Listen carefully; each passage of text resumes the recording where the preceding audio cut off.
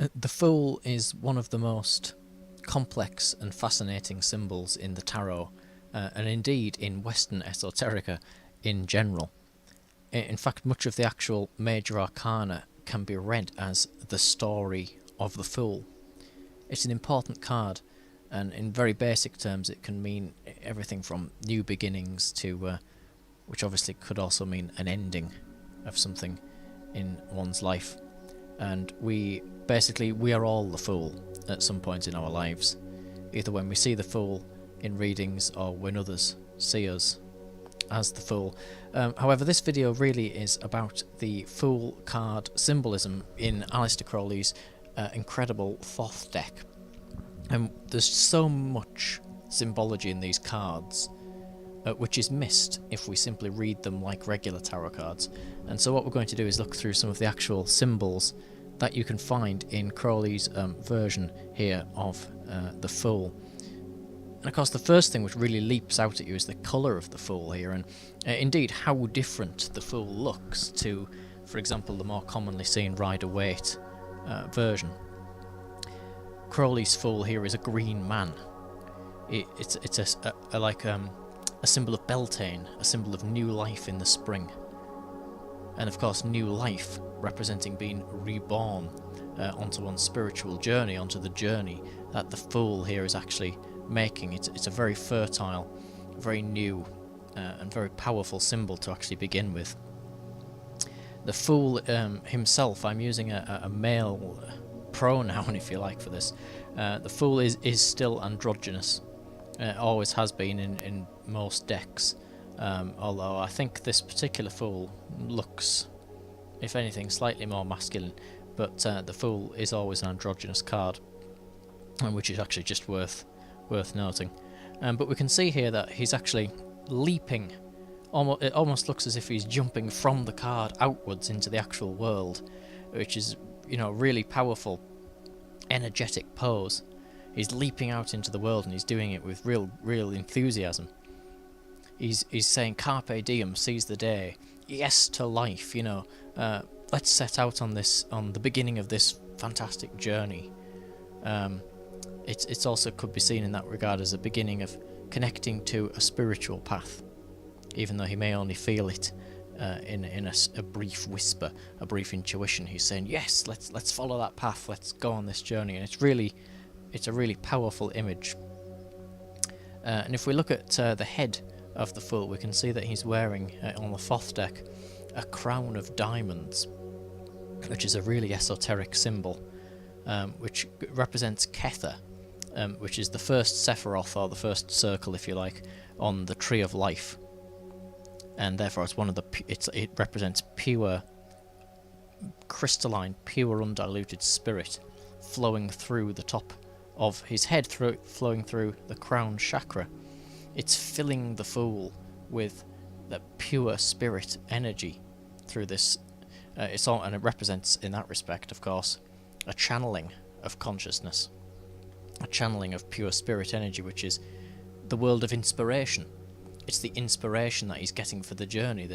The energy. We've all woke up in the morning and thought, yeah, right, I'm ready to go. I'm jumped up and ready to get on with life, and that's the energy flowing into him through this diamond crown, into the crown chakra. And we can see the rainbow colours all over the image. It's very bright in all sorts of almost primary colours, you could say, like I say, rainbow colours. It's a spectrum. It represents the coloured universe of form, of matter. The world that we see is in colour, and I mean that metaphysically as well as just in terms of visibility. So we see the world in many different colours, and the world of form, in terms of this symbology, is coming out of the purity of the formlessness of Kether, the pure spirit. So it's in that respect, it's a duality. The diamond crown and this pure energy is colourless, it's clear, and yet it manifests into this wonderful rainbow world of the manifest. And so you've got what I call the femifestation and the manifestation. The original thought, the femifestation being the pure spirit, and the manifestation being that of the colourful world. And staying with that, if you look at the actual background of this picture, which is yellow with what almost looks like white diamond-like pictures appearing in the background, very hard for some people to see. And you've got the colour in occultism and in spirituality of air, which is yellow, and going back yet again to the white kether, the pure spirit that's represented by the white diamonds. And so you have a oneness there of air, pure air, infused with the essence of that spirit. The full skin is also yellow, again representing air. And coming back to that image of him jumping out of the actual card there, it's like the air, the pure air. When we breathe like sea air or mountain air and it's pure, and he's leaping forth into that pure air and setting off on the journey. And of course the green man colouring of the earth, and the fertile nature of the earth and of the spring is a contrast to that, and also a union with that, the air and the earth. His shoes in the picture are a deeper yellow. In fact, you could say that they're actually gold, and therefore could represent the colour of the sun, and the sun being the creative, what would you say, like the inspiration of life, that which gives us life. And so his shoes, of course, are on his feet, so he's moving along. That's what's making him move, with the creative inspiration. So he's not just leaping forth from the card, he's doing so with real inspiration, representing the light of the sun, the life giver. And going back to the Kabbalah, the sun would be Tiphareth in the Tree of Life. And the Fool is associated with air, as we've just seen, and the Vav of the Tetragrammaton. So Tiphareth means beauty. Some people would say that this represents all these great leaders, such as Christ and Buddha and so on, that it basically a spirit form put into man. So when Christians say that Jesus is God in man's body, he's come to earth to walk as a man and all this, it's the descent of a spiritual force into the form of a man. And so that is the Fool, and in that case we are the Fool on this journey ourselves, the Fool being a direct link, again going back to the crown on his head, a direct link to pure consciousness, what we may call the enlightenment, the Godhead, the oneness of reality. And yet it's very important here that the Fool, although he represents all of these very wonderful things, he doesn't know it. He's not aware of it yet, because he's only just setting off. He's just leaping out of the card and setting forth on his journey, and so he doesn't know these things. A deeply esoteric part of this card is this sun image, which appears over the phallus or over the genitals, remembering that there is an androgyny to the Fool cards in general. So we have here a creative potential, don't we? Let's be honest. We have the potential in this genital area to create life, to create new life, and he has the sun, which is the inspiration of creating life in this area. It could represent the inner sun of the Kundalini, the raising of energy, or the creation of life. And so you could say that there is a consciousness sort of bubbling forth, ready to burst forth, coming from this image of the sun. So you would raise the energy, and it's a very pure energy that I'm talking about here. It's like a purity of spirit yet again, and this would be raised up, all the way up out of the diamond crown, the Kether, the pure spirit, representing the enlightenment, like I've said, the Kundalini enlightenment. And yet with the tarot, it also represents the journey ahead. This represents the Fool's actual journey, starting off here in Malkuth, if you like, the Malkuth in the Kabbalah, the material or the lower level, and he's rising up. He's going at this. The energy is the journey, culminating in enlightenment, pure spirit. So it represents both the physical enlightenment and it represents the metaphysical fool's journey itself. Now you can see, if you look at the actual card, that there are 3 spirals actually going all around the actual fool himself. Well, these are deeply esoteric as well, and you could say that they represent, let's say, the 3 forms of negative existence. I'm talking still with the tree of life here at this stage, so if we look at them, they're coming out from around his heart chakra, and they're linking him up around with spirit.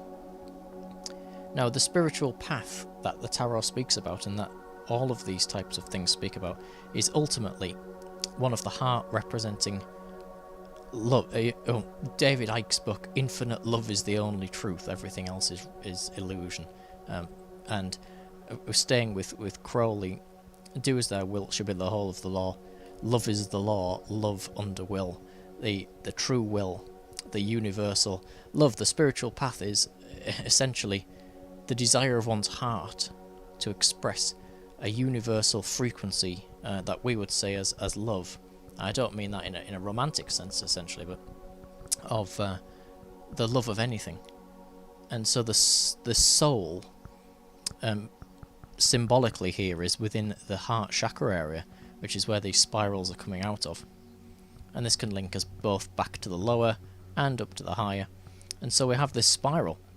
Once again, it represents the fool being directly linked to spirit, to the Godhead, and the raising of his energy from lower to higher. So, and of course, these, going back to the so-called negative existence, which in the above Kether would be Ein Sof, and Ein Sof Or, which you can look into in a different video if you want. So it's that representation of the spiraling and the lifting of consciousness. Yet again, the spirals could represent you could represent the nature of the universe itself. And many of these pictures, which it's worth noting aren't real, that these are just images, but they always represent this type of spiral on them.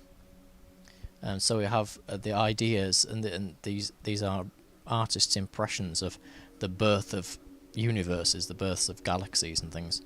But of course, what they really represent is the same thing that we're seeing here on the card. The nature of reality, the nature of manifestation, and the journey. The actual spiral, if you look carefully, contains within it various symbols as well. We've got a dove inside the symbol. Of course, we know that as a symbol of peace, and yet it can also mean the descent of spirit into matter, and it's flowing, as you can see, towards the fool's heart. So it's bringing down from the spirit and manifesting into the physical, like what we had before. And really interestingly, if you look at the images, very difficult to see on the pictures, you might need to get your own Thoth deck to actually have a look at this.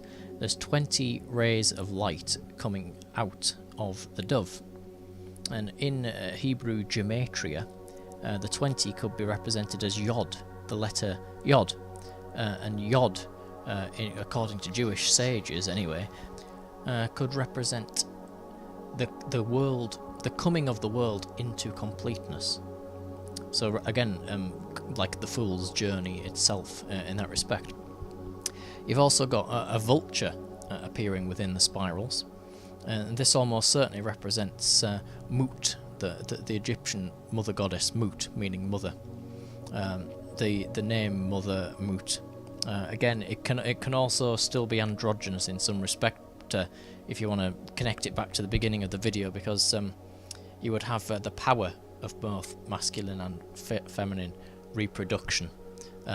These goddesses are often like that because they're a creator of all things and not just one aspect, if you like. But this has its basis in what you could say is a very not very well known Egyptian old belief that there was no male vultures, believe it or not. And so the female vultures in this old belief were impregnated by the winds. The winds, of course, being the aspect, yet again, of air, which is what the card represents. So it's fascinating stuff. Moving forward, we also have a butterfly symbol, very, very metaphysical symbol, as I'm sure you know, but here it probably represents air yet again.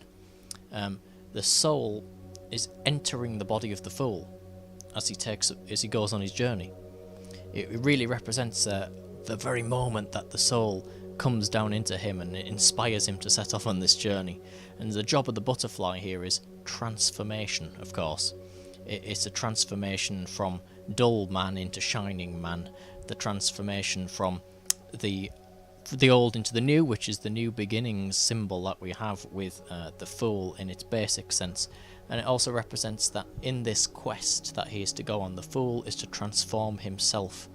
He is to evolve to a higher state of consciousness as he moves along on his journey, which takes us yet again back to the sun image here at the base, and it's moving up into enlightenment. You'll also notice that within the spirals themselves is what we would know as a caduceus-like symbol. And it also has what looks like a sword blade or a knife blade coming into it. And both the swords in tarot and the caduceus, the symbols of air, yet again. The caduceus is also associated with Mercury. Mercury meaning, of course, alchemy, the later card of the Magus, the world of thought, the world of science, of communication, of allowing our thoughts to be known.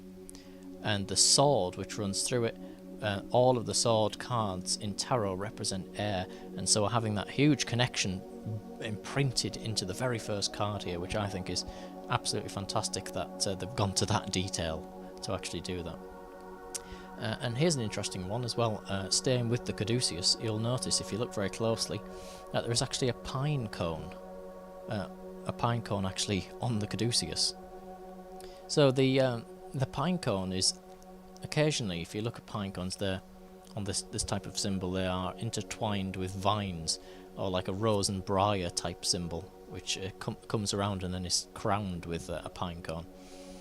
And well, you know, it's going to be the same symbols, because we're always going to see the same symbols repeated in the same things. The pine cone itself could represent the pineal gland, that very special and misunderstood little part of the brain there. And the type of staff which you often see on these symbols is the spine. Well, I'm sure you can guess where this is going now. The ivy, the rose and briar, the twirling and twisting caduceus symbol around it represents the twirling of energy, the raising of energy up the spine, out the top, into the pineal gland, resulting in samadhi, enlightenment, the transformation from dull into shining. Which is also the transformation of so-called base rock into gold. It doesn't really mean turning it into gold, it means that spiritual transformation.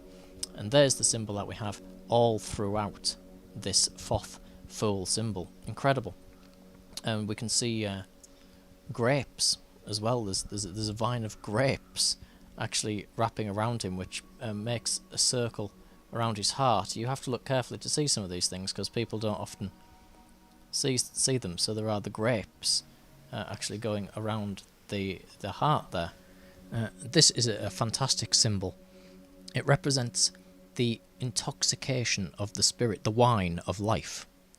So you often see people bringing up a chalice of wine in ceremonial magic and intoxicating their spirit in this, in this substance. It represents a universe of joy, of is setting forth on this journey of joy, and it represents all the laughter and the fun and the wonders and the pleasures of life. It represents love, perfection, party, that type of thing. It basically represents the opposite to sorrow, death and separation. It represents life. The grapes are associated with sweetness, bliss, ecstasy, that type of thing. They're a powerful symbol of pleasure and wonder and joy. And you can see suspended from the grapevine, he has a sack of coins, a bag of coins, and these coins have little symbols on them.